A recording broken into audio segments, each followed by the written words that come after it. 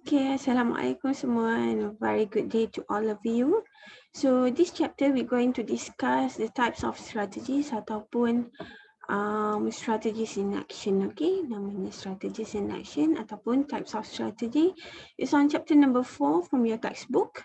Okay, so Manda nak cerita dekat sini kenapa kita discuss chapter ni sebab kita nak discuss what are the strategies available for company to choose from. Okay, bila diorang buat strategic planning dan juga strategic management itself. Okay, so ada banyak strategi yang company boleh pilih dan kita akan discuss on that.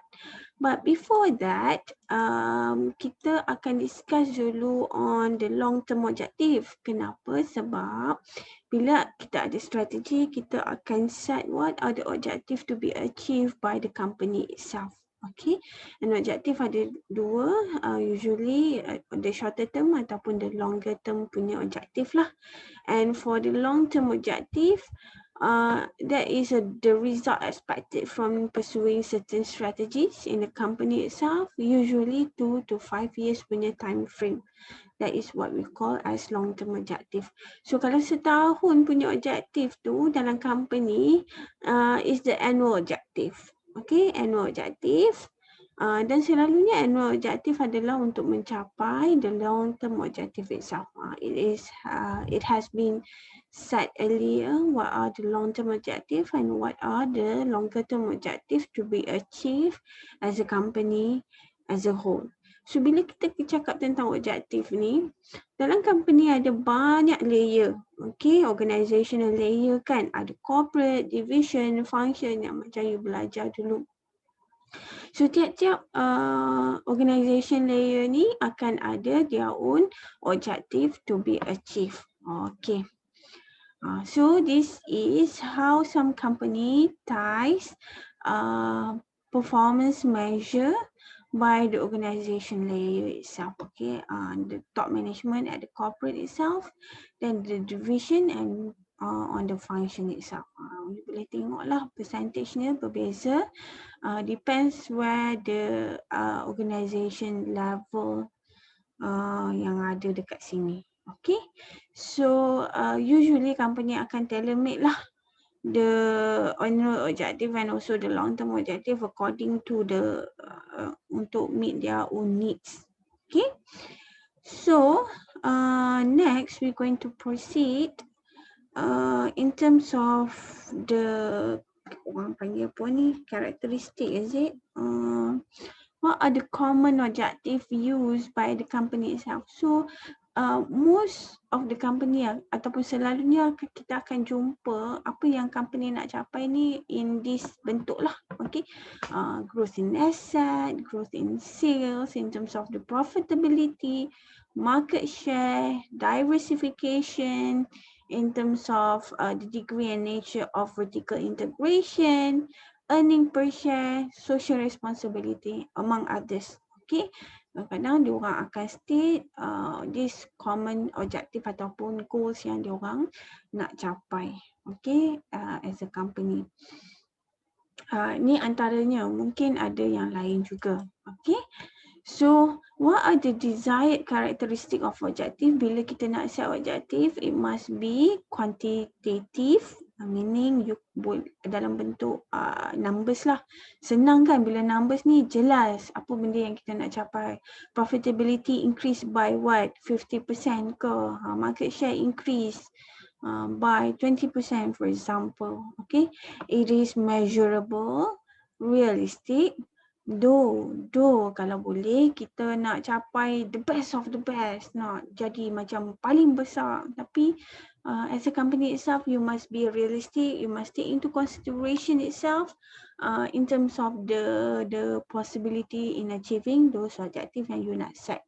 Okay, understandable, senang orang nak faham dalam organisation kita. It's challenging, hierarchical. Nasib baik lepas sebut perkataan ni. Obtainable and congruent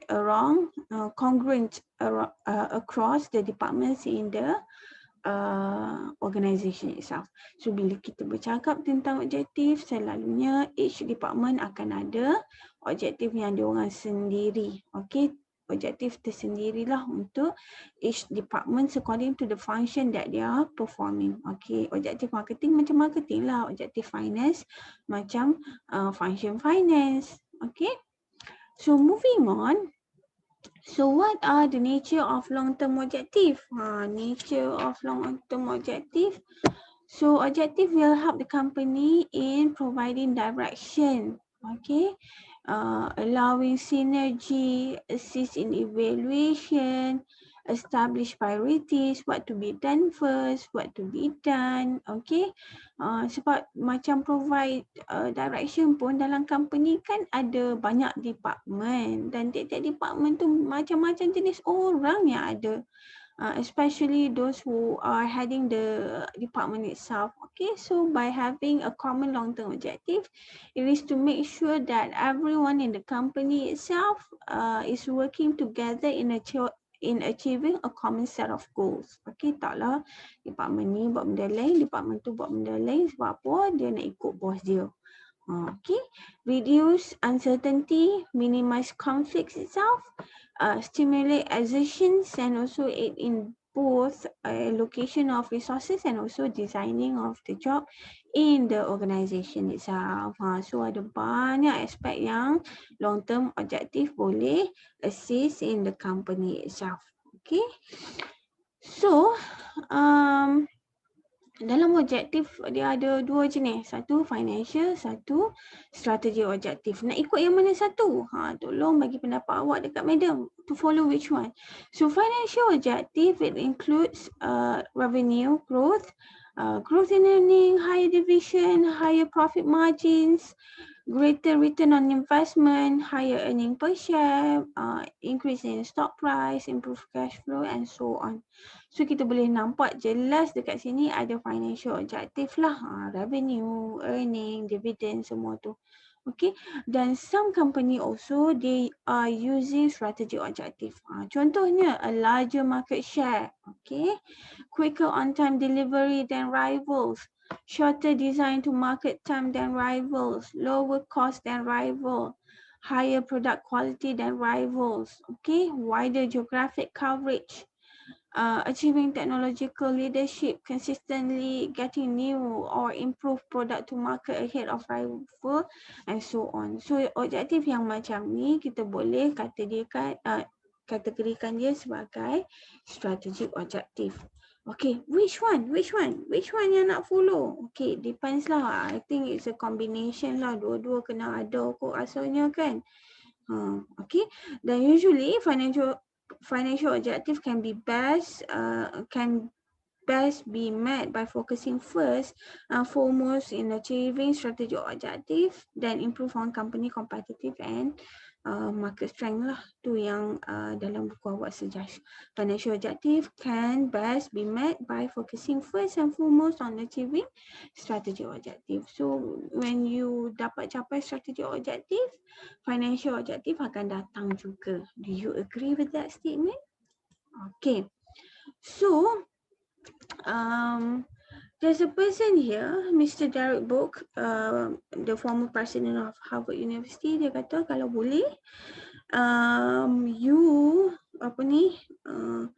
we need to avoid not managing by objective.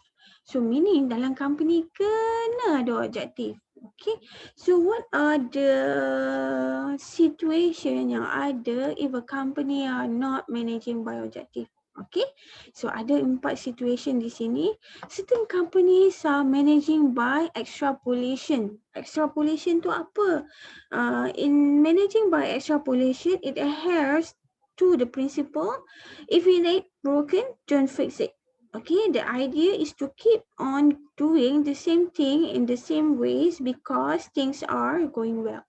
So company awak is doing well, sales bagus, product bagus, then you just proceed buat tak tahu saja, just you're using the same method over and over again, no product development. Why? Because it's not, tak ada crisis, tak ada isu apa-apa, so business as usual. Okay, so kadang-kadang ada certain company yang lama-lama dia jadi obsolete. Sebab apa? Sebab ada perubahan in the market and dia buat tak tahu je sebab dia rasa company dia okay dan dia business as usual. Okay, so cuba cari contoh yang company yang dah jadi macam tu. Okay, then kita ada managing by crisis. So managing by crisis is based on the belief that the true measures of a good strategies is the ability to solve problem. Okay, dia rasa good strategies ni bila company tu dapat handle crisis ataupun problem.